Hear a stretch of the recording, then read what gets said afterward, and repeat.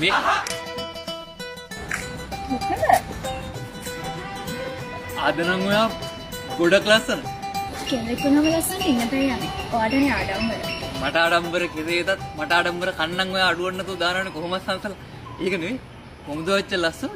මෙහෙමයි. අද මුලින්ම ඕන කැන්සර් කරගත්තා. ඊට පස්සේ ඉතින් කැලරින් මොන පිළදාලි වල ස්ක්‍රබ් කරගත්තා. ඊට පස්සේ ටොනික් එකක් ගාලි වලලා මොයිස්චරයිසිං ක්‍රීම් එකක් ඇප්ලයි කරලා මේකප් එක හිටින්න ඕන කමට ප්‍රෑම් එකක් යූස් කරා. එච්චරද? ෂෝට්. නම කොහොනේ? ඊළඟට මුණට පොඩියට ෆවුන්ඩේෂන් එකක් ඇප්ලයි කරගත්තා.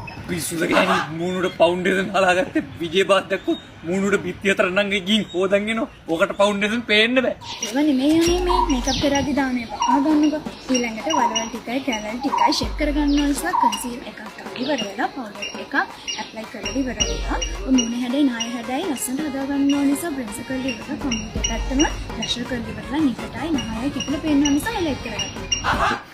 මේ මොකුත් නොතේරෙන මාවෙනිත අහිංසක පිරිමි කොච්චරනම් මේ ලෝකෙද්ද. ඉතින් ඊට පස්සේ ඊළඟට අයිබ්‍රෝස් හදලා අයිෂැඩෝ ඇප්ලයි කරලා හීනියට අයිලයිනර් එකක් ඇඳලා මස්කාරා එක ගාලා අයිලෑෂ් දාලා ඉවර වෙලා ලෙන්ස් එකක් දාගන්න හිටියානේ. කොහෙද අමතකුණානේ.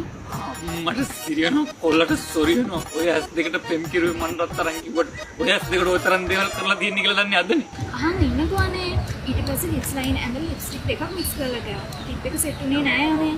ඊට පස්සේ කොණ්ඩ අයින් කරලා ඉවරලා කරු ටිකක් ගාලා ඉවරලා ස්ප්‍රේ කරනවා. හරි ලස්සනයි. very good. ඔන්නම ෆේස් එකේ හැඩයි ලිප්ස් එකේ එයා එකයි. ඇසින් ගලන්න තමයි මම හදන් ආවේ.